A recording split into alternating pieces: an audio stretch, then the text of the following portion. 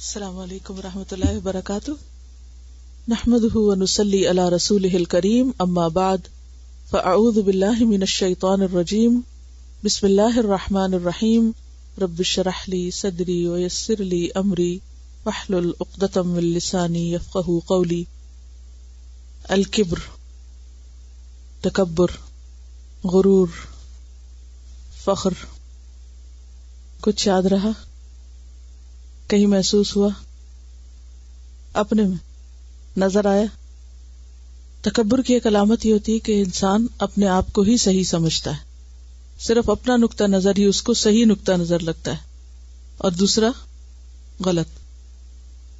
اختلاف رائے تو ہو جاتا ہے، لیکن اس کی بنا پر انسان بد مزاج ہو جائے یا دھوس جمائے یا دوسرے کو لیٹ ڈاؤن کرے، یہ درست نہیں. بعض اوقات انسان کو یہ احساس بھی ہو جاتا ہے کہ وہ غلط کر رہا ہے یا غلطی اس کی ہے، لیکن انسان کی انا آڑے آ جاتی ہے اور وہ اس کو غلطی ماننے نہیں دیتی، اور اس طرح انسان گناہ پر اصرار کرتا چلا جاتا ہے اور کبھی اپنے آپ کو حق پر ثابت کرنے کے لیے جھوٹ کا سہارا دیتا ہے، کبھی کسی اور چیز کا. جس کا معاملہ اللہ کے ساتھ درست نہ ہو اس کا بندوں کے ساتھ بھی درست نہیں ہو سکتا، کیونکہ تکبر کو تقوی ہی دور کر سکتا ہے، اللہ کا ڈر. آگے چلتے ہیں احادیث کے ساتھ ساتھ. حدیث نمبر 136 136 عن عبد اللہ بن مسعود عن النبی صلی اللہ علیہ وسلم قال لا يدخل الجنة من كان في قلبه مثقال ذرة من كبر. قال رجل إن الرجل يحب أن يكون ثوبه حسنا ونعله حسنة. قال إن الله جميل يحب الجمال. الكبر بطر الحق وغمط الناس. رواہ مسلم. کتاب الایمان. پڑھیے.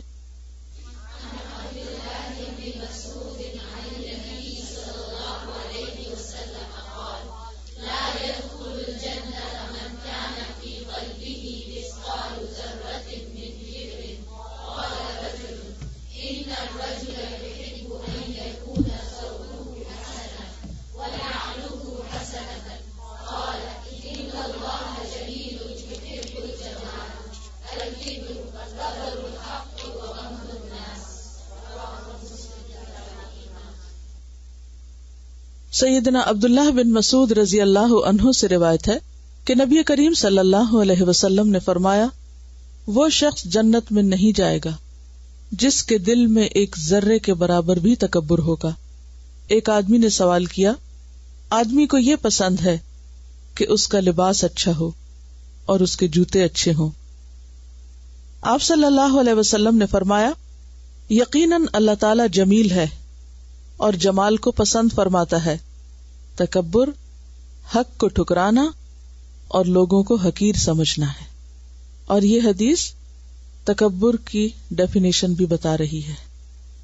عن عبداللہ بن مسعود، عبداللہ بن مسعود صحابی ہیں، ان سے روایت ہے رضی اللہ عنہ سے. عن النبی، وہ نبی صلی اللہ علیہ وسلم سے روایت کرتے ہیں. قال، نبی صلی اللہ علیہ وسلم نے فرمایا، لا يدخل الجنۃ، نہ داخل ہوگا جنت میں. کون؟ من کانا، جو کوئی ہے، فی قلبہ، اس کے دل میں، مثقال ذرۃ، ذرے کے وزن کے برابر، یعنی بہت تھوڑا سا، من کبرن، تکبر میں سے، یعنی سارا نکال دیا، تھوڑا سا بھی باقی ہے. قال رجل، تو ایک شخص نے کہا، یعنی جب نبی صلی اللہ علیہ وسلم یہ بات فرما رہے تھے تو ایک شخص بولا، ان الرجل، بے شک انسان، یحب، پسند کرتا ہے، ان یکون، کہ ہو، ثوبہ، اس کا لباس، حسنا، خوبصورت، یعنی ہر انسان کو خوبصورت لباس پسند ہے.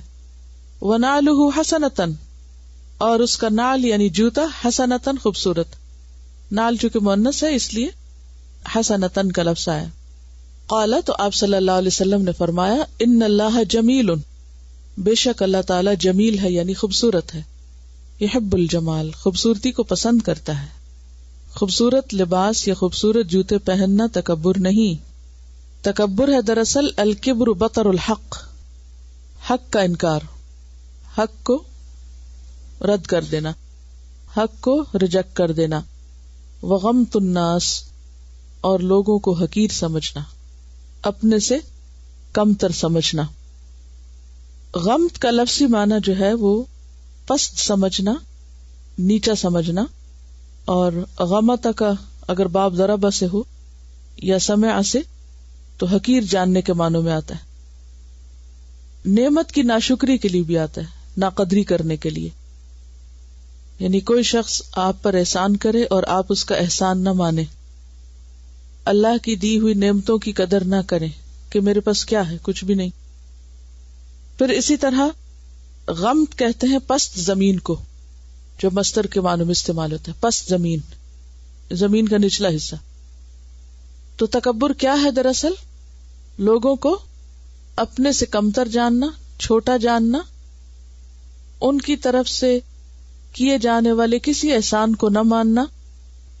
کیونکہ جب انسان کسی کا احسان مان لیتا ہے، اعتراف کر لیتا ہے، تو اس کا کیا مطلب ہے کہ وہ اس کو دراصل اپنے سے احسن، بہتر، بڑا قرار دے رہا ہوتا ہے. اب آپ دیکھیے کہ جب آپ احسان ہی نہ مانے کسی کا تو کیا آپ اس کے شکر گزار ہو سکتے ہیں؟ شکر گزاری نہیں آتی. تو اس سے پتہ چلتا ہے کہ ہر خرابی کا آغاز کہاں سے ہوتا ہے؟ تکبر سے ہوتا ہے. ہر برائی کی جڑ میں تکبر ہوتا ہے. اسی لیے یہاں پر کہا گیا کہ جس کے دل میں رائی کے دانے برابر بھی تکبر ہے تو وہ جنت میں نہیں داخل ہوگا. کیوں؟ اس کا مطلب یہ ہے کہ اس کے اندر سے خرابیاں دور ہی نہیں ہوئی. اور آپ نے دیکھا ہوگا کہ بعض چیزیں اگر چھوٹی سی بھی باقی رہ جائیں، مثلا کینسر ہی کی مثال لیجیے، تو کینسر کیا کرتا ہے؟ اچھے بھلے صحت مند انسان کو اندر ہی اندر سے ختم کر دیتا ہے، کھا جاتا ہے. اب اگر کسی مخصوص عضو میں، کسی پارٹ میں جسم کے کوئی ایسی بیماری ڈائگنوز ہو تو عموماً آپریٹ کر کے اس کو وہاں سے نکال دیا جاتا ہے. سارا بھی نکال دیں اور اگر تھوڑا سا حصہ بھی باقی رہ جائے تو کیا ہوتا ہے؟ پھر ٹریگر ہو جاتا ہے، پھر دوبارہ وہی پروسیس چل پڑتا ہے. تو جب تک انسان کے اندر تھوڑا سا بھی باقی ہو وہ امن میں نہیں رہ سکتا. پھر خدشہ ہے، چانس ہے اس بات کا کہ وہ بڑھ کر دوبارہ تناور درخت نہ بن جائے اور پھر اس سے مزید خرابیاں اور شر نہ پھوٹے. جنت میں داخلہ کیوں منع ہے؟ جنت میں داخلہ اس لیے منع ہے کہ جنت ایک سکون کی جگہ ہے. تو متکبر لوگ نہ خود چین سے رہتے ہیں اور نہ کسی کو چین سے رہنے دیتے ہیں، کیونکہ ان کے باہمی تعلقات اچھے ہو ہی نہیں سکتے. مثلا دو لوگ اکٹھے رہ رہے ہیں، اگر ان میں سے ایک اپنے آپ کو دوسرے سے بڑی چیز سمجھتا ہو اور دوسرے کی عقل، سمجھ، علم، ہنر، شکل، صورت، کام، ہر چیز کو اپنے سے کم تر قرار دے تو نتیجہ کیا ہوگا؟ دوسرا شخص ہر وقت ہیوملیشن محسوس کرے گا، دوسرے کے سامنے اپنے آپ کو ذلیل محسوس کرے گا. اب اگر دو لوگوں میں سے ایک اپنے آپ کو حقیر محسوس کر رہا ہے کیونکہ دوسرا اس کو مسلسل یہ احساس دلا رہا ہے کہ تم کسی قیمت کے نہیں ہو، تم کسی قابل نہیں ہو، تم کچھ بھی نہیں ہو، تمہارے اندر کوئی خوبی نہیں، تو جس کو وہ ذلیل کر رہا ہے کیا اس کے دل میں دوسرے کے لیے کوئی قدر، محبت، چاہت رہ جائے گی؟ کچھ بھی باقی نہیں رہے گا. اب ایسے دو لوگ اگر بظاہر اکٹھے رہیں بھی تو نتیجہ کیا ہوگا؟ ان کے دل پھٹے ہوئے ہوں گے، دل جڑے ہوئے نہیں ہوں گے، تعلقات اچھے ہو ہی نہیں سکتے.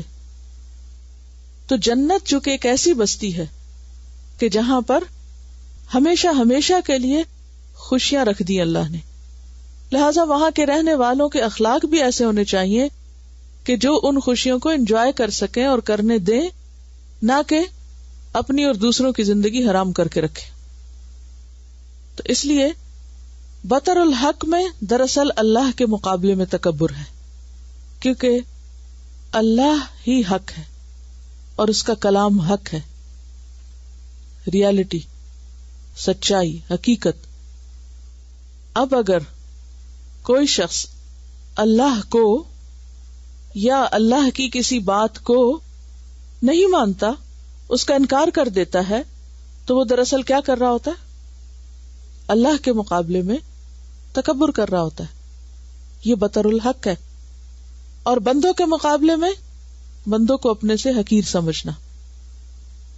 اصل میں تکبر نام ہی ہے خلاف حقیقت رویے کے، خلاف حقیقت بات. خلاف حقیقت کیسے؟ جھوٹ بھی یہی ہوتا ہے نا، خلاف حقیقت. خلاف حقیقت کیا چیز؟ کہ انسان وہ ہے نہیں جو وہ بن رہا ہے یا اپنے آپ کو دکھا رہا ہے یا وہ نظر آنا چاہتا ہے. تو بات یہ ہے کہ دنیا کی بڑائی نہیں ہے. اگر کسی انسان کو دوسرے کے مقابلے میں کوئی بھی نعمت زیادہ مل گئی ہے تو اس بنا پر اس کو حق نہیں کہ وہ جس کو وہ نعمت نہیں ملی اس کو حقیر سمجھے، ذلیل کرے. حق کیا ہے کہ اس کو بھی عزت دے، کیونکہ ہو سکتا ہے کہ وہ کسی اور چیز میں تمہارے مقابلے میں زیادہ بہتر ہو سکتا ہے وہ ظاہری خوبی نہ ہو، کوئی چھپی ہوئی خوبی ہو. اور انسان اگر اس بات کو بھی یاد رکھے کہ دنیا میں جتنی بھی اونچائی نیچائی ہے مرنے کے بعد سب برابر ہو جائے گی. جب قبر میں پہنچیں گے کون اونچا رہے گا؟ کوئی بادشاہ ہو یا فقیر، سب پیوند خاک ہوتے ہیں، سب مٹی میں ملتے ہیں. تکبر کہاں جاتا ہے؟ کوئی کتنا ہی بڑا مقام حاصل کر لے دنیا میں، لیکن موت ہر چیز کو برابر کر دیتی. اسی لیے بخاری کی ایک حدیث میں آتا ہے کہ اللہ پر حق ہے اس بات کا کہ ہر اوپر جانے والی چیز کو نیچے کر دے. جیسے انگریزی میں کہتے ہیں کہ ڈیتھ از دا گریٹسٹ ایکولائزر. موت سب کو برابر کر دیتی ہے، فنا کر دیتی ہے، ہر ایک کی اکڑ توڑ دیتی ہے. اور کل قیامت کے دن جب انسان اللہ کے حضور حاضر ہوگا، دوبارہ اٹھے گا، تو کیا ہوگا؟ وہی ہوگا جو وہ ہے، خافضۃ الرافعہ. آج کی پستی، اونچ نیچ سب ختم ہو کر وہاں پر اونچا وہ ہوگا جو اللہ کے ہاں اونچا ہے، جو اللہ کے ہاں عزت والا ہے.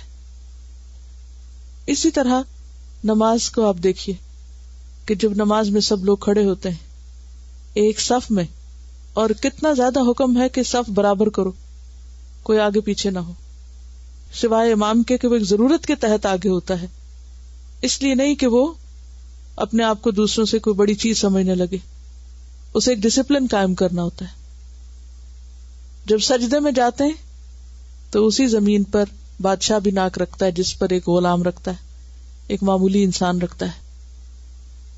جب روزہ ہوتا ہے سب برابر ہو جاتے ہیں، حج میں سب ایک ہی جگہ ہوتے ہیں.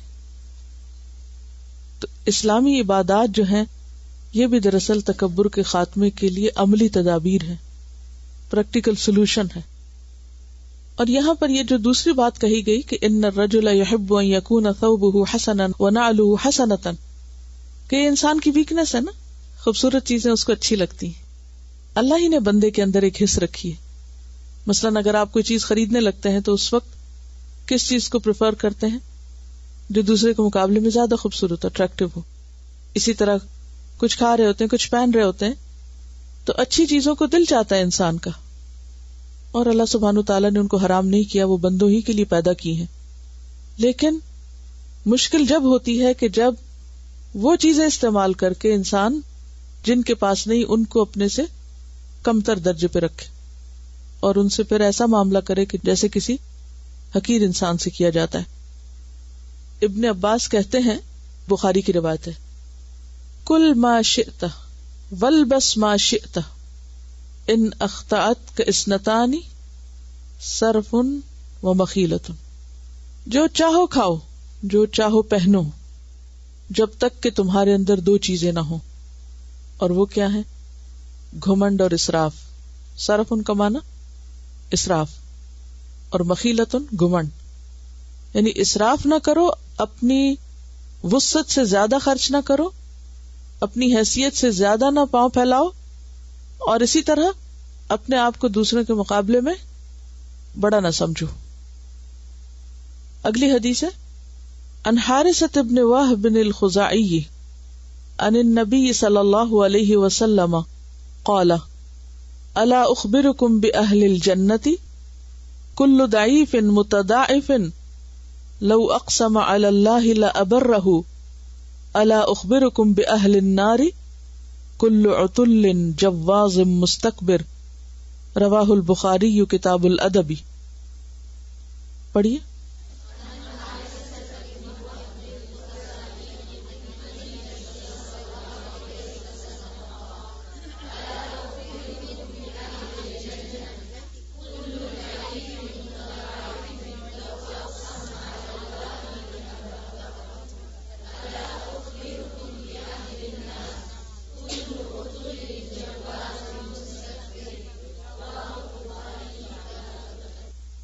سیدنا حارثہ بن وہب خزاعی رضی اللہ عنہ نے بیان کیا ہے کہ نبی صلی اللہ علیہ وسلم نے فرمایا، کیا میں تمہیں جنت والوں کی خبر نہ دوں؟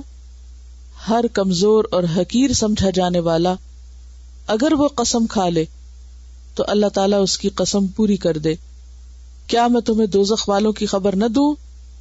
ہر تند خو، اکڑ کے چلنے والا اور متکبر. پچھلی حدیث میں فرمایا تھا کہ جنت میں وہ داخل نہ ہوگا جس کے دل میں ذرا برابر بھی تکبر رہ گیا، اور یہاں پر کیا فرمایا کہ جنت میں جانے والے کون ہیں اور جنت سے محروم رہنے والے کون ہیں، ان کی خاص خصوصیات یا ان کی پہچان کیا ہے. ان حارثہ بن وہب الخزاعی، حارثہ بن وہب خزاعی، خزاعہ قبیلے سے تعلق ہے ان کا، اس کی طرف نسبت ہے.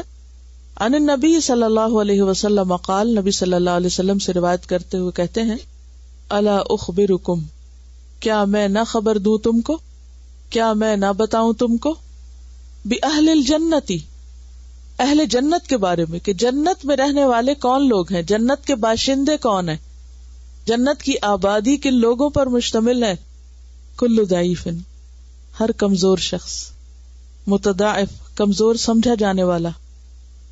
لو اقسم علی اللہ لأبرہ، لو اگر اقسم وہ قسم کھائے، علی اللہ اللہ پر، یعنی اللہ کا نام لے کر یا اللہ کے ذمے کر دے کسی چیز کو، لأبرہ البتہ وہ اس کو پورا کر دے. الا اخبرکم، کیا میں نہ خبر دوں تم کو، کیا میں نہ بتاؤں تم کو، بأہل النار، آگ والوں کے بارے میں، کہ آگ کی آبادی کس پر مشتمل ہوگی، جہنم کے ریزیڈنٹس کون ہیں. کل عتل، ہر سخت طبیعت، ہارش، جوازن، اکڑ کے چلنے والا، مستکبر، تکبر کرنے والا.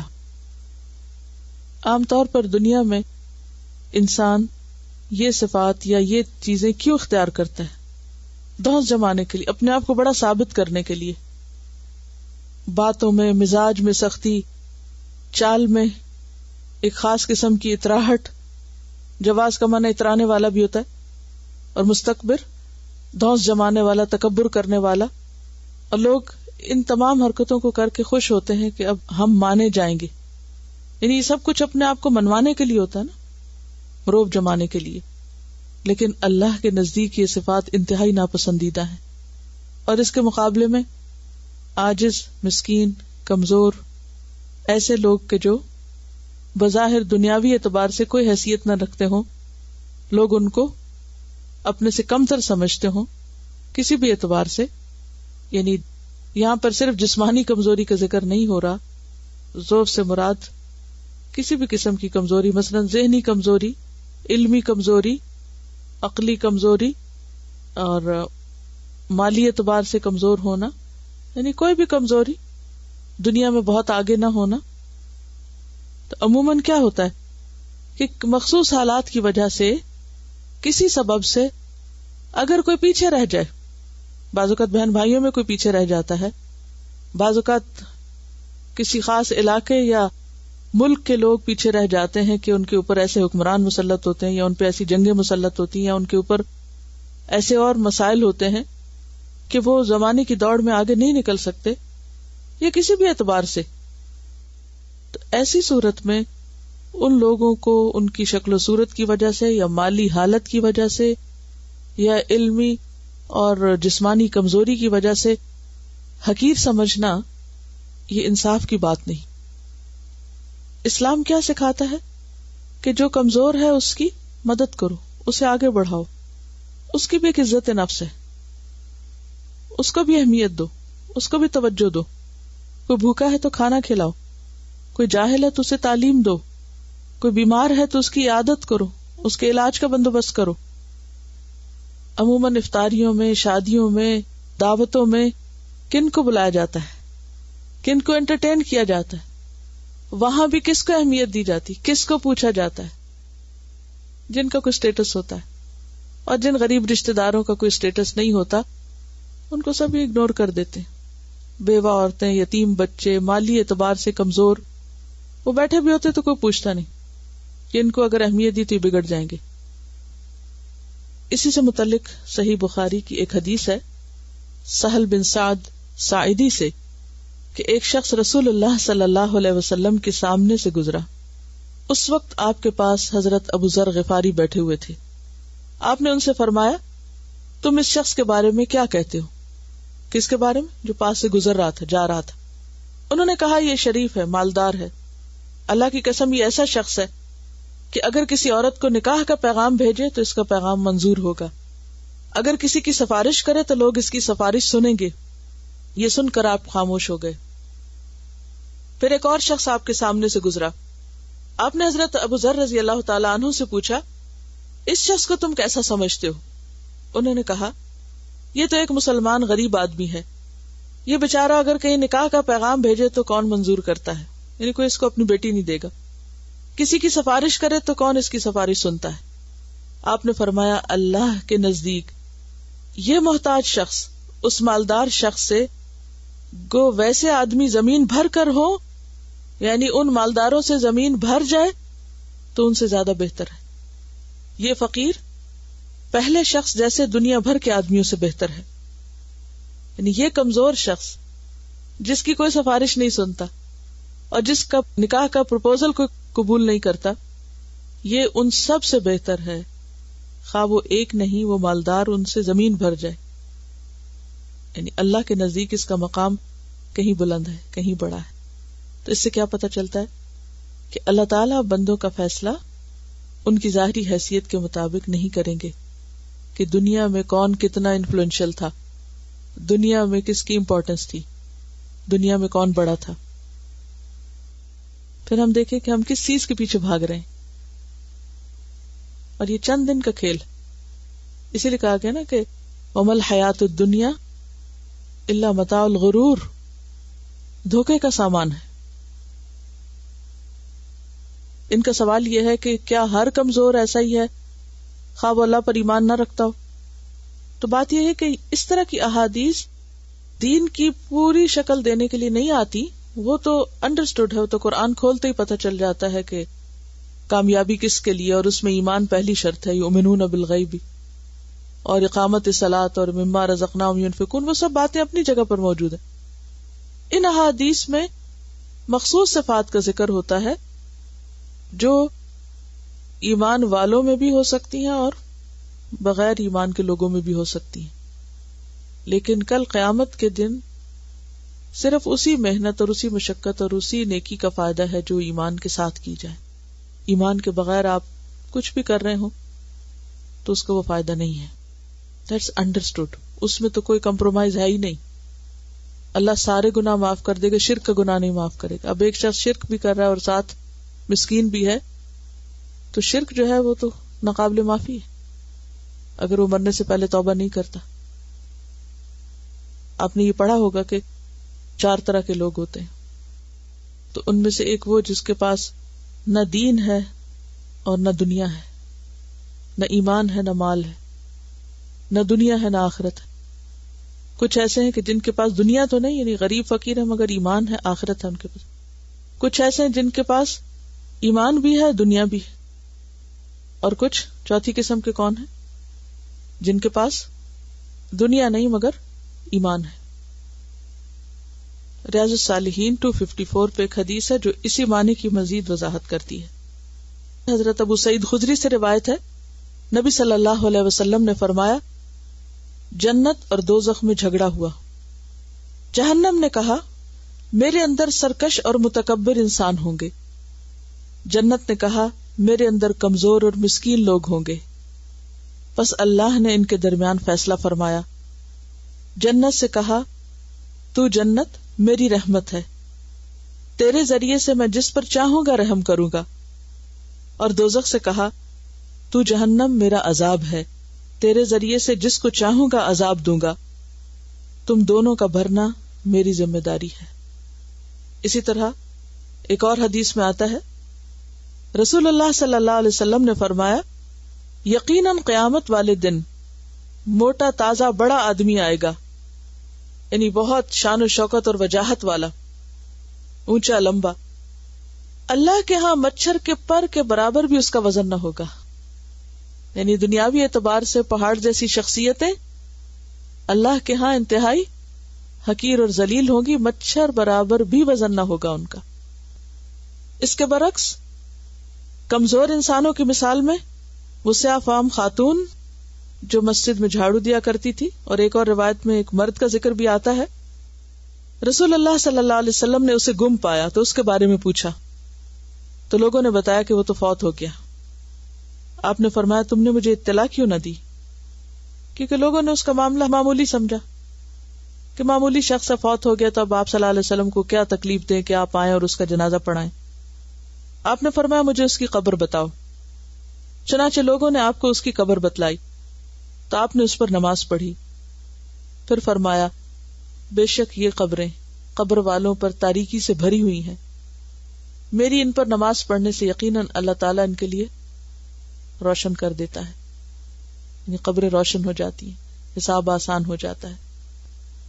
اسی معنی کی ایک اور حدیث ہے، رسول اللہ صلی اللہ علیہ وسلم نے فرمایا، بہت سے پراگندہ غبار آلود شخص، یعنی نہانے کو نہیں ہے، پہننے کو اچھا لباس نہیں ہے، پراگندہ حال ہیں، غبار آلود ہیں، جنہیں دروازوں سے ہی دھکیل دیا جاتا ہے، اندر بھی نہیں آنے دیا جاتا، ان کے دنیاوی سٹیٹس کے نہ ہونے کی وجہ سے یا ان کے میلے کپڑے ہونے کی وجہ سے. کوئی انہیں اپنے پاس بٹھانا بھی پسند نہیں کرتا. اگر اللہ پر قسم کھا لیں تو اللہ ان کی قسم پوری فرما دیتا ہے. لہذا بحیثیت انسان کے ہمیں کسی انسان کو اس کی ظاہری شکل و صورت کی بنا پر حقیر جاننے اور اس سے نفرت کرنے کا کوئی حق نہیں. یہ سب اللہ کی مخلوق ہے اور اللہ کو اپنی مخلوق سے پیار ہے، اور اللہ کو وہ بندے اچھے لگتے ہیں جو اس کی مخلوق سے پیار کریں، جو اس کے بندوں کے خیر خواہ ہوں.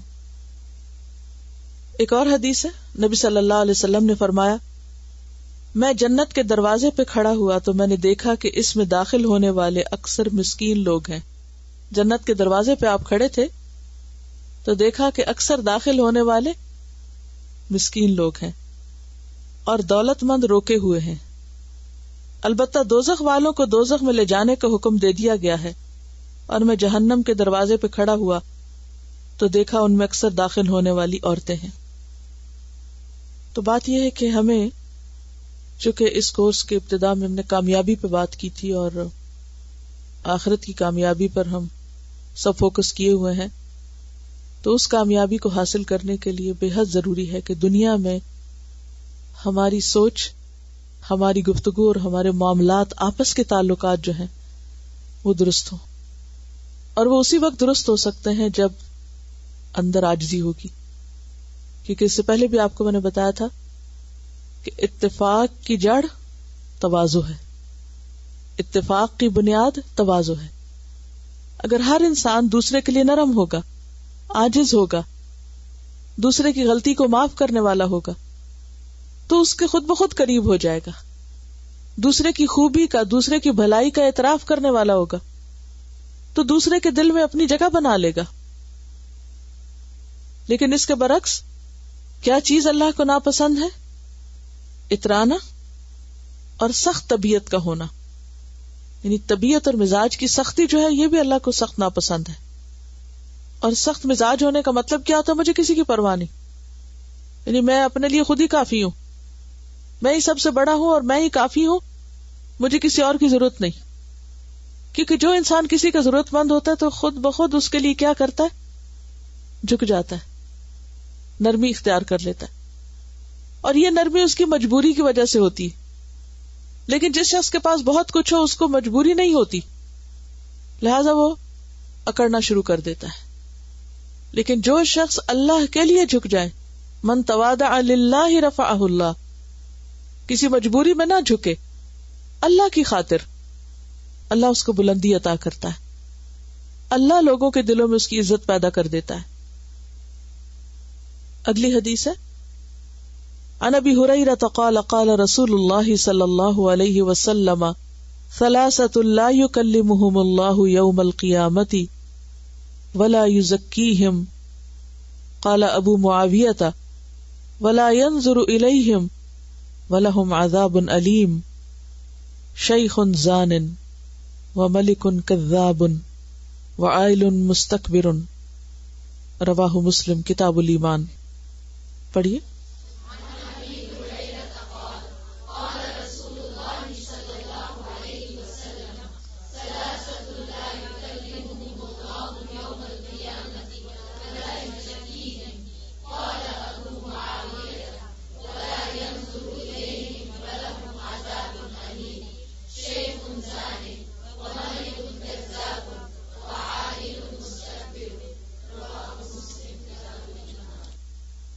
حضرت ابو ہریرہ رضی اللہ عنہ بیان کرتے ہیں کہ رسول اللہ صلی اللہ علیہ وسلم نے فرمایا، 3 شخص ایسے ہیں جن سے اللہ تعالیٰ قیامت کے دن نہ ہم کلام ہوگا، نہ انہیں پاکیزہ کرے گا.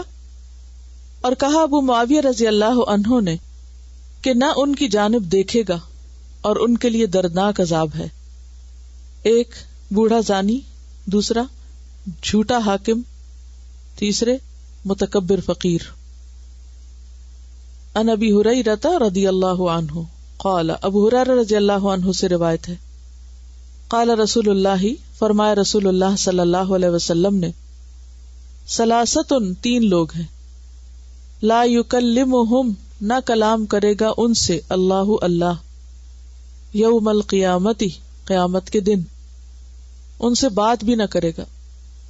اور بات نہ کرنا کس بات کی علامت ہوتی ہے؟ ناراضگی کی. کوئی کسی سے نہ بولے تو وہ دراصل نہ بولنا ناراضگی کا اظہار ہوتا ہے. ولا یزکیہم اور نہ وہ ان کو پاک کرے گا، یعنی سزا دے کے ان کو معاف کر دے، یہ بھی نہیں ہوگا. قال ابو معاویہ، ابو معاویہ کہتے ہیں ولا ینظر الیہم اور ان کو دیکھے گا بھی نہیں. ولہم عذاب علیم اور ان کے لیے دردناک عذاب ہے. اور یہ 3 کون لوگ ہیں؟ شیخ بوڑھا، زان زناکار، یعنی ایسا شخص جو جسمانی اعتبار سے تو بوڑھا ہو جائے لیکن اس کی شہوت ختم نہ ہو اور حلال سے اس کی سیٹسفیکشن نہ، اور وہ حرام آتے یعنی حرام طریقے سے اپنی خواہش پوری کرنے کو نہ چھوڑے، نہ باز آئے. یعنی زنا جیسا مرض بوڑھا ہو کر بھی اس سے توبہ نہ کرے.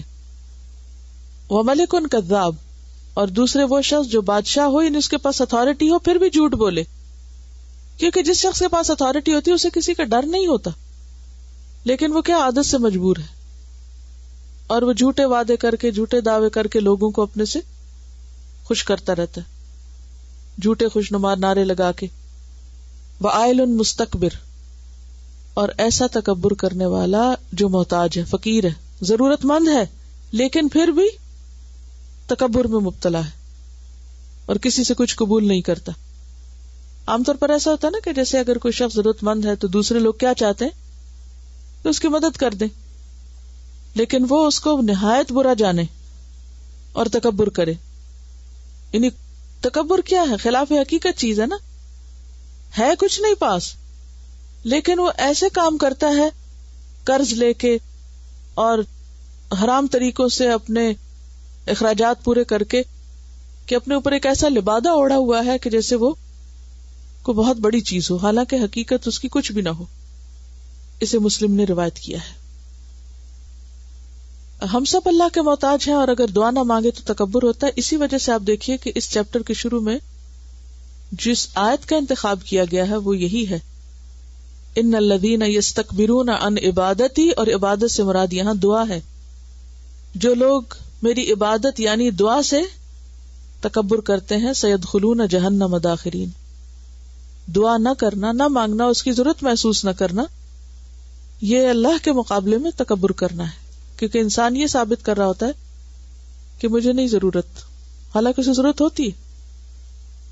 میں نہیں مانگوں گا، میں کیوں مانگوں. ان کا سوال یہ ہے کہ انہوں نے امام احمد بن حنبل کے بارے میں پڑھا کہ ان کے استاد نے ان کو نصیحت کی کہ کسی سے کچھ لینا نہیں، تو کسی نے ان کو کچھ دیا اور انہوں نے قبول نہیں کیا. تو یہ کس میں آتا ہے؟ بات یہ ہے کہ کسی سے قبول نہ کرنا ایک الگ چیز ہے، لیکن تکبر کرنا، غریب ہوتے ہوئے، ضرورت مند ہوتے ہوئے دھونس جمانا اور یہ شو آف کرنا کہ ہم ضرورت مند نہیں ہیں، یا یہ کہ اپنے آپ کو جھوٹے طریقوں سے، خود ساختہ طریقوں سے دوسروں کے مقابلے میں لانا، ایسا لباس پہننا یا ایسے رنگ ڈھنگ اختیار کرنا کہ جس سے کیا ثابت ہو کہ ہم کسی سے کم تھوڑی ہیں. جھوٹی شیخی بگارنا یہ منع ہے. امام احمد بن حنبل نے اگر کچھ قبول نہیں کیا تو اس کا یہ مطلب نہیں کہ انہوں نے کوئی جھوٹی شیخی بکھاری. یہاں جس چیز کی ممانت ہے وہ کیا ہے؟ نہ ہوتے ہوئے کیا ظاہر کرنا؟ بہت کچھ. اور پھر یہ ہے کہ استاد اپنے شاگردوں کو خوب جانتے ہوتے ہیں. جب وہ اپنے کسی خاص شاگرد کو کسی طرح ڈسپلن کرنے کے لیے یا اس میں کسی اور خاص خوبی کو پیدا کرنے کے لیے کوئی مخصوص نصیحت کر دیتے ہیں تو وہ ان کے بہت فائدے کی ہوتی ہے. کیونکہ جیسے ماں باپ ہوتے ہیں نا، تو ان کو پتا ہوتا ہے کہ اس بچے میں یہ کمزوری ہے، اور وہ اس کو اس طرح کی خاص نصیحت کرتے ہیں کہ تم کبھی کسی سے مثلا ادھار نہ لینا، تم کبھی کسی سے یہ نہ کرنا. کیوں؟ ان کو پتا ہوتا ہے کہ اگر اس کو یہاں ڈھیلا چھوڑ دیا تو یہ چیز اس کے لیے مصیبت کا باعث بن جائے گی، یہ اپنے آپ کو ہلاکت میں ڈال لے گا. تو وہ مخصوص حالات کے تحت ہے. لیکن پھر وہ ایک استاد اور شاگرد کا معاملہ ہے. اللہ کا دین اور اللہ کی سنت اپنی جگہ باقی ہے. عمومی حالات میں کیا حکم ہے؟ لیکن ہر چیز کا ایک ایکسپشنل کیس ہوتا ہے، مخصوص حالات ہوتے ہیں اور ایک عمومی حالت ہوتی ہے. حضرت یعقوب علیہ السلام نے اپنے اوپر اونٹ کے گوشت کا پرہیز لاگو کیا تھا. کس وجہ سے؟ بیماری تھی. اونٹ کا گوشت، خرگوش کا گوشت اور اس طرح کی کچھ چیزیں. تو مخصوص حالات میں اگر کوئی اپنی کسی خاص ضرورت کے تحت کسی چیز سے الرجک ہے، بیماری ہے، تو اس میں کسی چیز کو اپنے سے روک دینا ایک اور چیز ہے، لیکن اس چیز کو حرام قرار دے دینا یا دین سے باہر قرار دینا وہ درست نہیں. وہ ٹھیک ہے سیلف ریسپیکٹ کی وجہ سے، یا یہ کہ بھیک مانگنے کو ناپسندیدہ قرار دیا گیا، لیکن یہاں جس چیز سے پھر بات یہی ہے کہ منع کیا جا رہا ہے وہ یہ کہ انسان وہ نظر آئے جو وہ ہے نہیں. کیا میں واضح کر سکوں؟ عائل مستکبر کیا ہے؟ دراصل فقیر خود کو امیر ظاہر کر رہا ہے. اب یہاں اس نے جھوٹا لبادہ اوڑھ لیا نا، وہ ہے نہیں جو وہ دکھائی دے رہا ہے، ڈاچ کر رہا ہے نا، دوسرے کو دھوکہ دے رہا ہے. اور کیا ایسا نہیں ہوتا کہ بعض اوقات لوگ اس سے دھوکہ کھا لیتے ہیں اور پھر سخت مصیبت میں پڑ جاتے ہیں. بعض شادیاں اس بنا پر ہوتی ہیں کہ دوسرے کو یہ دھوکہ دیا جاتا ہے کہ جیسے ہمارے پاس بہت کچھ ہے. مثلا جب کوئی رشتہ دیکھنے کے لیے آتا ہے تو مانگے تانگے کی چیزیں، برتن اور لباس اور چیزیں پہن کے اور رکھ کے اور دوسرے کی خاطرداری کی جاتی ہے، یہ ظاہر کرنے کے لیے کہ ہمارے پاس بہت کچھ ہے. لیکن بعد میں حقیقت پتہ چلتی کچھ بھی نہیں. شادی کے موقع پر دلہن کو پہنانے کے لیے مانگے تانگے کا زیور لا کے پہنا دیا جاتا ہے، اور سارے رشتہ داروں میں اور برادری میں یہ ظاہر کیا جاتا ہے کہ یہ سسرال والے لائے ہیں، حالانکہ وہ اگلے ہی دن واپس لے لیا جاتا ہے اور جس کا ہوتا ہے اس کو لوٹا دیا جاتا ہے. ایسے میں پھر کیا ہوتا ہے؟ سب اعتماد ٹوٹ جاتا ہے، جھگڑے شروع ہو جاتے ہیں، فساد ہوتا ہے، بہت کچھ ہوتا ہے. یعنی آپ وہ نظر آئیں جو آپ ہے نہیں، آپ کی حقیقت اصلیت کچھ اور ہے اور آپ بن کے کچھ اور دکھا رہے ہیں، تو یہ چیز سخت ناپسندیدہ. دیکھیے مینٹین اسی حد تک رکھنا چاہیے نا جو آپ ہیں. اگر مینٹین رکھنے کے لیے آپ انفیئر مینز اختیار کر رہے ہیں، مثلا قرضہ لیے چلے جا رہے ہیں، تو اس سے کیا ہوتا ہے؟ بعض لوگ خود کو مینٹین رکھنے کے لیے بہت غلط طریقے اختیار کرتے ہیں اور اس سے اور زیادہ مشکل میں پڑتے ہیں. یعنی آپ ضرورت مند ہوں اور یہ پریٹینڈ کریں کہ میں ضرورت مند نہیں ہوں، آپ بھوکے ہوں اور آپ کہیں کہ میں بھوکا نہیں ہوں، یہ غلط ہے. ان کا سوال یہ ہے اگر کسی نے آپ کو ہرٹ کیا ہے اور آپ غصے میں تکلیف میں ہیں اور پھر بھی آپ جواباً کچھ نہیں کہتے، آپ مسکرا رہے ہیں یا آپ اچھی طرح پیش آئے، تو کیا یہ منافقت نہیں؟ بالکل منافقت نہیں. نبی صلی اللہ علیہ وسلم کا صحابہ کرام کا طریقہ کیا تھا؟ جب ایک شخص حضرت ابو بکر کو گالیاں دے رہا تھا تو آپ مسکرا رہے تھے. اب بات یہ ہے کہ اس وقت اپنے آپ کو روک لینا، بری بات نہ کرنا، مسکرا کر ہی معاملہ کرنا، یہ بہت ہی اعلیٰ درجے کا اخلاق ہے. لیکن اس کا یہ مطلب نہیں کہ جو شخص غلط کام کر رہا ہے آپ اس کو بتائیں نہیں. آپ اس سے جس چیز سے ہرٹ ہوتے ہیں آپ اس کو بتا دیں کہ آپ کی یہ چیز مجھے تکلیف دیتی ہے. اور آرام سے بتانا اور چیز ہے، بد اخلاقی سے بتانا اور چیز ہے، اور منہ پھلا کے رکھنا اور ہر وقت غصے میں رہنا اور بد اخلاق ہو جانا کہ میں بالکل آنیسٹلی بتا رہا ہوں کہ میں ناراض ہوں تم سے، یہ بالکل ایک اور چیز ہے. تو احسن صورتحال کیا ہے کہ آپ ضرور بتائیں دوسرے کو کہ مجھے آپ سے تکلیف پہنچی ہے، لیکن بعض اوقات دوسرے کو یہ پتا بھی نہیں ہوتا کہ کس بات سے تکلیف پہنچی. ایسا ہوتا ہے یا نہیں؟ بعض اوقات کوئی شخص آپ سے ناراض دکھائی دیتا ہے اور آپ کو سمجھ ہی نہیں آتی کس بات پہ ناراض ہے. اب آپ اس کے لیے ایک پہیلی چھوڑ دیتے ہیں کہ آپ خود ہی سارٹ آؤٹ کرو کہ میں کس پہ ناراض ہوں. کیسے انسان جان سکتا ہے؟ تو انسان کو اپنے معاملات پہ بالکل واضح ہونا چاہیے، صاف بتا دینا چاہیے یہ اور یہ چیز جو ہے یہ مجھے نہیں اچھی لگتی. یہ احسن انداز ہے بتانے کا، بنسبت اس کے کہ آپ موڈ آف کر لیں اور بات کریں تو بدتمیزی سے کریں. آپ کا نام اعمال کیا تیار ہو رہا ہے؟ اس سے کیا معاملہ درست ہو سکتا ہے؟ حالت درست ہو سکتا؟ کبھی بھی نہیں، اور خرابی ہوتی ہے. ادفع باللتی، کیا مطلب ہے اس کا؟ کس کو ادفع؟ نیکی کو؟ برائی کو؟ ادفع باللتی ہی احسن، احسن طریقے سے دوسرے کو بتاؤ جس سے دوسرے کو بات سمجھ آ جائے. چیپٹر کی احادیث تو بظاہر ختم ہو گئی، لیکن تکبر کا باب مکمل نہیں ہوتا جب تک ہم تواضع کے بارے میں نہ جانیں. اگر تکبر نہیں کرنا تو کیا کرنا ہے پھر؟ تواضع اختیار کرنا ہے، کیونکہ تکبر کی نفی ہوتی ہے تواضع سے.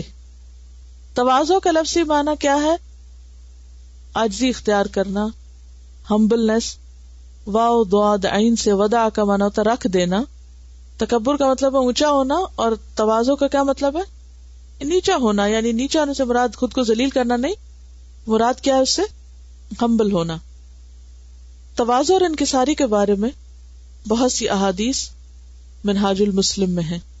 آپ سب سے یہ چاہوں گی کہ آپ منہاج المسلم کے پیج نمبر 274 کو گھر جا کر بھی پڑھیں، اور اپنی کتاب میں اس کتاب کا ریفرنس اینڈ پر لکھ لیں، تاکہ کل کو اگر آپ کبھی کسی کو تکبر کے موضوع پر کچھ بتانے لگے تو ساتھ ہی آپ اس کے اینڈ پر کنٹینیو کریں. کس سے؟ تواضع اور انکساری سے. تو تواضع اور انکساری کے موضوع پر منہاج المسلم میں احادیث اور آیات موجود ہیں. پیج ہے 274. رسول اللہ صلی اللہ علیہ وسلم کا ارشاد ہے، ما نقصت صدقۃ من مال وما زاد اللہ عبدا بعفو الا عزا وما تواضع احد للہ الا رفعہ اللہ. صحیح مسلم. آپ نے فرمایا خیرات مال کو کم نہیں کرتی، صدقے سے مال کم نہیں ہوتا، معاف کرنے پر اللہ بندے کو اور عزت عطا کرتا ہے، اور جو اللہ کے لیے تواضع کرے اللہ اسے اونچا کر دیتا ہے، اللہ کی خاطر. اور اللہ کی خاطر کا مطلب کیا ہے؟ کہ کسی مجبوری میں نہیں، کسی کے دبانے پہ نہیں، بلکہ صرف اللہ کی رضا کے لیے. ایک اور حدیث ہے، آپ صلی اللہ علیہ وسلم نے فرمایا، یحشر المتکبرون یوم القیامت امثال الذر فی صور الدجال یغشاہم الذل من کل مکان یساقون الی سجن فی جہنم یقال لہ بلس تعلوہ نار الانیار یسقون من عصارۃ اہل النار طینۃ الخبال. قیامت کے دن متکبر دجال کی صورت میں اور چیونٹیوں کی طرح اٹھائے جائیں گے. ہر جگہ ان پر ذلت حاوی ہوگی. جہنم سے بلس نامی ایک قید خانے میں ان کو دھکیلا جائے گا، یعنی جہنم کی جیل میں دھکیلا جائے گا. سب سے بڑی آگ ان پر غالب ہوگی. انہیں جہنمیوں کی پیپ اور لہو پلایا جائے گا. سورۃ ابراہیم میں بھی پیپ اور لہو وغیرہ کا جو کھانا ہے وہ کس کے لیے بتایا گیا ہے؟ متکبر ہی کے لیے، بیسیکلی جو حق کے مقابلے میں تکبر کرے. یعنی قیامت کے دن ایسے لوگ جو بڑا تکبر کرنے والے ہوں وہ اتنے ہی چھوٹے ہوں گے. اور چھوٹے جانور جو عام طور پہ نظر آتے ہیں اس میں چیونٹیاں ہوتی ہیں جو وہ پاؤں تلے آ جاتی ہیں بیچاری. قیامت کے دن ایسے لوگ چیونٹیوں کی شکل میں، لوگ ان کو لتاڑ رہے ہوں گے اور ذلیل و خوار ہوں گے، اور انتہائی بدترین مقام اور ٹھکانہ ہوگا ان کا، اور انتہائی بدترین کھانا ہوگا ان کا. نبی صلی اللہ علیہ وسلم کو بھی تواضع کا حکم دیا گیا ہے قرآن مجید میں. وَخْفِضْ جَنَاحَكَ لِمَنِ اتَّبَعَكَ مِنَ الْمُؤْمِنِينَ، اور جو مومن آپ کے پیروکار ہو گئے ہیں ان کے لیے اپنا بازو جھکا دیں.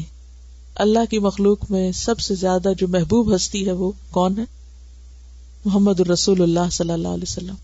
اور آپ کو حکم دیا جا رہا ہے جو اعلیٰ ترین اخلاق پر فائز ہیں.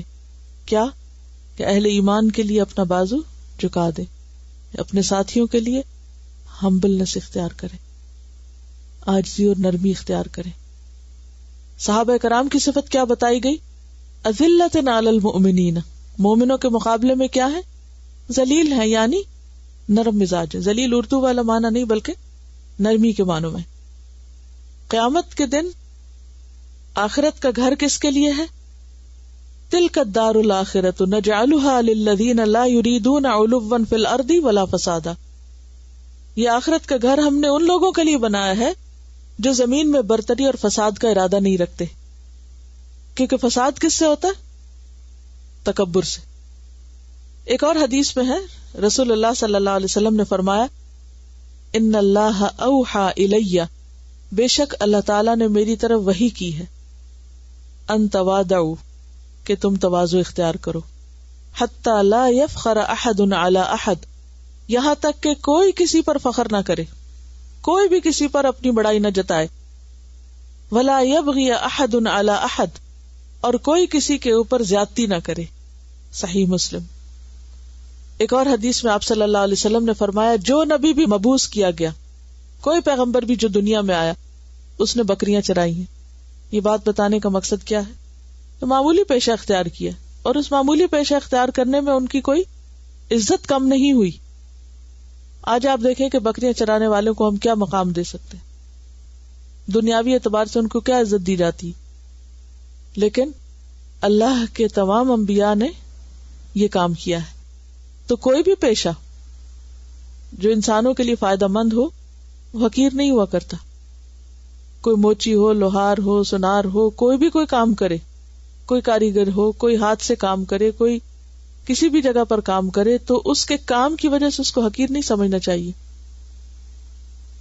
ہمارے عام طور پر لوگوں کی عزت پیشے کے اعتبار سے کی جاتی. جس کا پیشہ اچھا وہ قابل عزت ہے، اور جس کا پیشہ بظاہر اچھا نہیں وہ خواہ کتنا متقی پرہیزگار ہے اس کی کوئی قدر و قیمت نہیں. صحابہ کرام نے عرض کیا اور آپ نے بھی بکریاں چرائی ہیں؟ فرمایا ہاں، میں نے بھی چند قیرات کے عوض اہل مکہ کی بکریاں چرائی ہیں. اور بکری کے کھر کی دعوت قبول کرنے کی احادیث تو آپ پڑھ ہی چکے ہیں. تواضع کے کچھ مظاہر ہوتے ہیں. کیسے پتا چلے کہ کوئی انسان متواضع ہے یا نہیں؟ اس کے بارے میں کہا گیا ہے کہ جو انسان اپنے جیسوں سے آگے چلنے کی کوشش کرے وہ متکبر ہے، جو پیچھے رہے وہ متواضع ہے. یعنی جب لوگ اکٹھے چل رہے ہوں تو جو شخص ان کے مقابلے میں آگے چلنے کی کوشش کرے، تکبر کا شائبہ پایا جاتا ہے اس کے اندر. ہاں، ضرورت کے تحت اگر کوئی شخص تیز جا رہا ہے، آگے جا رہا ہے، کوئی جگہ بنانی ہے، کوئی کام ہے اس کو، وہ ایک الگ چیز ہے. لیکن ویسے جہاں اکٹھے چلنا ہو تو وہ سب کو چھوڑ کے آگے آگے جانا شروع کر دے تو اس کا مطلب ہے کہ وہ اپنے آپ کو بڑی چیز سمجھتا ہے.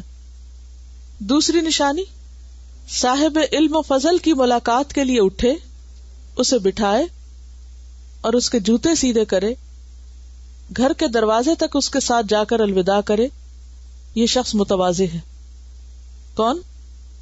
صاحب علم و فضل کی ملاقات کے لیے اٹھے، کیونکہ عام طور پر کیا کیا جاتا ہے، یعنی جیسے بچے ہیں گھر میں، کوئی بڑا داخل ہوا ہے یا کوئی بڑا رشتہ دار آیا ہے یا کسی بھی اعتبار سے کوئی عمر میں، تجربے میں، علم میں، تو عموماً جا کر سلام نہیں کرتے یا اٹھ کر نہیں استقبال کرتے،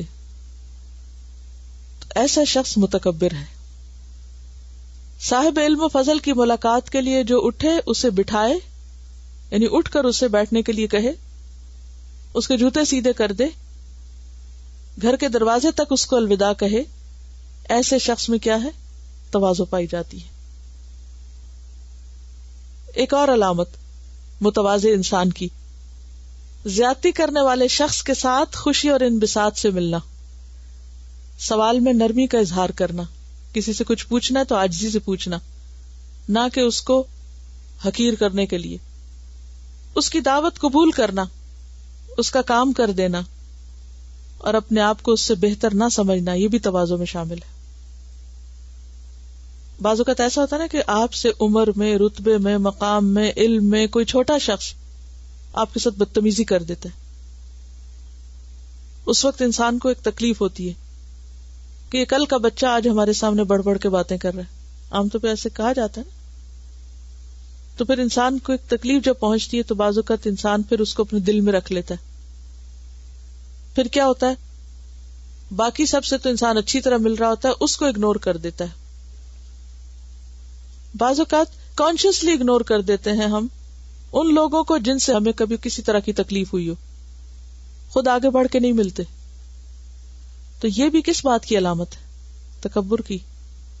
تواضع کیا ہے کہ جس نے آپ کو تنگ کیا ہو، ستایا ہو، کوئی تکلیف دی ہو، جب آپ دوبارہ آپ اس سے ملے تو خوش ہو کے ملے، آگے بڑھ کے ملے، خود سلام میں پہل کرے۔ یعنی بعض اوقات یہ ہے کہ اگر کسی بچے نے کوئی انتہائی بدتمیزی کی ہے، اب آپ شاؤٹ بیک نہیں کرنا چاہتے لیکن خاموشی اختیار کر لیتے ہیں، تھوڑی دیر کے لیے اس کو اگنور کر دیتے ہیں، وہ ایک ڈسپلن سکھانے کے لیے وقتی طور پر ہے، لیکن ایک عادت بنا لینا، جب بولنا بدتمیزی سے بولنا اور دل میں رکھ لینا اور پھر اس شخص کو لیٹ ڈاؤن کرنا، یہ درست نہیں۔ جو اپنے سے فضل اور علم میں کم تر یا برابر کی ملاقات کو جائے، یعنی مثلاً آپ کسی ایسے شخص کے گھر میں جائیں جو دنیاوی مرتبے مقام میں آپ سے کم ہے، یعنی کوئی امیر شخص کسی غریب کے گھر میں چلا جائے، کوئی عالم کسی جاہل کے پاس ملنے چلا جائے، اور اسی طرح دنیاوی اعتبار میں جو بڑے مقام اور مرتبے ہیں، کوئی جرنیل کسی عام سپاہی کے گھر چلا جائے، اس کے ساتھ سامان اٹھائے یا اس کے کام کے لیے اس کے ساتھ جائے، تو ایسا شخص بھی متواضع ہے۔ پھر اسی طرح فقراء، مساکین اور مصیبت زدہ لوگوں کے پاس بیٹھنے والا، ان کے ساتھ کھانا کھانے اور ان کے راستے میں چلنے والا بھی متواضع کہلائے گا۔ کھانے پینے میں اسراف سے بچنے اور لباس میں تکبر اور غرور سے احتراز کرنے والا بھی متواضع ہے۔ چند مثالیں، عمر بن عبدالعزیز رات کو لکھ رہے تھے کہ ان کے پاس ایک مہمان آ گیا، چراغ بجھ رہا تھا، مہمان چراغ درست کرنے کے لیے جانے لگا تو عمر بن عبدالعزیز نے کہا، مہمان سے خدمت لینا کرم اور شرف کے خلاف ہے۔ مہمان نے کہا، میں نوکر کو اٹھا دیتا ہوں، اگر آپ مجھ سے خدمت نہیں لینا چاہتے تو میں اس کو اٹھا دیتا ہوں۔ عمر رحمۃ اللہ علیہ نے فرمایا، وہ ابھی ابھی سویا ہے، اسے اٹھانا مناسب نہیں۔ چنانچہ خود اٹھے، تیل کی بوتل سے چراغ بھر کر روشن کر دیا۔ جب مہمان نے کہا، آپ نے خود ہی یہ کام کر لیا، تو فرمایا، میں پہلے بھی عمر تھا اور اب بھی وہی ہوں، میرے اندر کوئی بھی کمی نہیں ہوئی، یعنی تیل بھرنے سے میرے اندر کوئی کمی واقع نہیں ہوئی، اور انسانوں میں اچھا وہ ہے جو اللہ کے ہاں متواضع ہے، یعنی اس کا نام متواضع لوگوں میں لکھا ہوا ہے۔ ابو ہریرہ رضی اللہ عنہ لکڑیوں کا گٹھا اٹھائے مدینہ کے بازار سے گزر رہے تھے۔ ان دنوں مدینہ میں مروان کے قائم مقام تھے۔ فرما رہے تھے، امیر یعنی ابو ہریرہ خود آ رہا ہے، گزرنے کے لیے راستہ کھلا کر دو، اس لیے کہ وہ لکڑیوں کا گٹھا اٹھائے ہوئے۔ عام طور پر تو بڑوں کے لیے راستہ کیوں کھلا کیا جاتا ہے کہ وہ کسی تکلیف سے بچ کے گزرے۔ سیدنا عمر بن خطاب ایک دن بائیں ہاتھ میں گوشت اٹھائے ہوئے تھے، دائیں میں درہ تھا، اور یہ ان دنوں خلیفہ اور امیر المومنین تھے. درہ ہوتی ہے اوزار. سیدنا علی نے ایک دن گوشت خریدا اور اپنی چادر میں باندھ لیا. ساتھیوں نے کہا ہم اٹھا لیتے. فرمایا جن بچوں نے کھانا ہے ان کا باپ اٹھائے، یہ بہتر ہے. سیدنا انس فرماتے کہ مدینہ منورہ کی لونڈی بھی رسول اللہ صلی اللہ علیہ وسلم کو جہاں چاہتی دوسرے لوگوں سے الگ بات کرنے کے لیے لے جاتی. ابو سلمہ کا بیان ہے، میں نے ابو سعید خدری سے کہا لوگوں نے لباس، طعام، سواری اور پینے کی چیزوں میں کیا کیا ایجادات کر لی ہیں. یہ اس دور کی بات ہے، آج دیکھیں تو کیا حال ہو. ابو سعید نے جواب دیا بھتیجے آپ کا کھانا پینا اور پہننا سب اللہ کے لیے ہونا چاہیے. اس میں اگر خود پسندی، فخر، ریا اور نمائش پیدا ہو جائے تو یہ گناہ اور اسراف ہے. تو گھر کے کاموں میں وہ سب کام کر جو رسول اللہ صلی اللہ علیہ وسلم کیا کرتے تھے. آپ اونٹ کو چارہ ڈالتے، اسے باندھتے، گھر میں جھاڑو دیتے، بکری دھوتے، جوتے گانٹتے، کپڑا پیوند کر لیتے، نوکر کے ساتھ بیٹھ کر کھانا کھا لیتے. وہ تھک جاتا تو آٹا پیس دیتے، بازار سے چیزیں خرید کر لاتے اور اس میں کبھی کوئی آر محسوس نہ کرتے تھے. خریدی ہوئی چیز اپنے ہاتھ میں پکڑ کر لے آتے یا کپڑے میں باندھ کر گھر واپس لے آتے. غنی، فقیر، بڑے چھوٹے سب سے مصافحہ کرتے. نمازیوں میں سے جو سامنے آ جاتا، چھوٹا یا بڑا، کالا یا گورا، آزاد یا غلام، ہر ایک کو سلام کرنے میں پہل کرتے. یہ ہے تواضع. ان عادتوں سے پتہ چلتا ہے کہ تکبر ختم ہو گیا ہے. اسی طرح بیٹھنے کے انداز میں کیا ہوتی ہے تواضع. اب آپ روزمرہ زندگی کے مظاہر میں دیکھیں کہ تکبر کیا ہے اور تواضع کیا ہے. اب یہ تھوڑی سی ایکٹیویٹی کریں، چال میں، بیٹھنے میں، اٹھنے میں، دروازہ کھولنے میں، بند کرنے میں، چھوٹی چھوٹی چیزوں میں تواضع کیا اور تکبر کیا. یعنی ایک پیج کے اوپر ایک لکیر لگائیے، ایک طرف تکبر کی علامتیں لکھیے، دوسری طرف تواضع کی لکھیے. مثلا مجلس میں آپ بیٹھے، تواضع سے بیٹھنا کیا اور تکبر سے بیٹھنا کیا. نمایاں کر کے اپنے آپ کو بیٹھنا اور پاؤں پھیلا کے، ٹیک لگا کے اور اکڑ کے بیٹھنا. اور تواضع کیا ہے؟ جہاں جگہ ملے آرام سے ایک طرف بیٹھ جانا، اپنی نشست مخصوص نہ کرنا، سلام کرنا. اب میں ایک عادت بولوں گی تو ذرا بتائیے، پہل کرنا یا انتظار کرنا، مخصوص لوگوں کو کرنا یا سب کو کرنا. تواضع کیا ہے؟ سب کو کرنا. کھانا کھانا. تکبر کیا ہے؟ یہ میں نہیں کھاتا، یہ میری شان کے خلاف. اپنے گھر میں بھی اور کسی دعوت پر جائے تو وہاں بھی نقص نکالنا اور یہ سمجھنا کہ میری شان کے خلاف پکا ہے. اور کسی مسکین کو، عمر میں چھوٹے کو یا رتبے مقام میں چھوٹے کو ساتھ شریک نہ کرنا، ان کے لیے مخصوص الگ ٹیبلز رکھنا. ٹیک لگا کے کھانا. لباس، یعنی لباس میں ایسے رنگ ڈھنگ اختیار کرنا اور نیت یہ ہونا کہ میں دوسروں سے نمایاں نظر آؤں. ابن عباس نے کہا تھا نا، جو چاہو کھاؤ، جو چاہو پہنو، اس میں حرج نہیں ہے جب تک کہ فضول خرچی اور خود پسندی نہ ہو، تکبر نہ ہو. قیمتی لباس اگر کوئی اس لیے پہنے کہ میں دوسروں کے مقابل میں زیادہ بڑا نظر آؤں، میری شان بلند ہو جائے، تو یہ درست نہیں. سواری، معمولی کار نہیں لینا. حیثیت ہے یا نہیں، آرام دہ ہے یا نہیں، ضرورت ہے یا نہیں. کیسی سواری لینا؟ جس کی شان و شوکت زیادہ ہو، جس سے دوسروں پر رعب جاڑنا مقصود ہو. ورنہ گزارا تو کسی بھی چیز میں ہو سکتا ہے. ضرورت ہے تو آپ جتنی چاہے بڑی لے لیں، جتنی چاہے مضبوط لے لیں. اور بیٹھنے کا انداز ہی فرق ہوتا ہے. حتیٰ کہ ایک دروازہ کھولنے اور بند کرنے کے انداز میں بھی فرق ہوتا ہے. بعض لوگ آپ دیکھیں گے کہ بینگ کریں گے دروازے.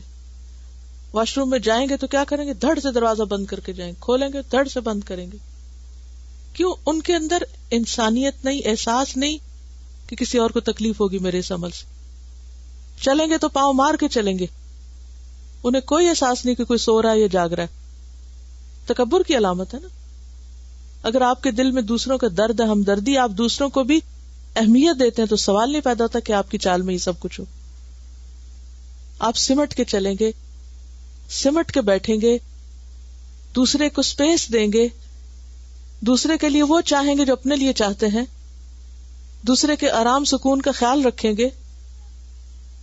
قرآن مجید میں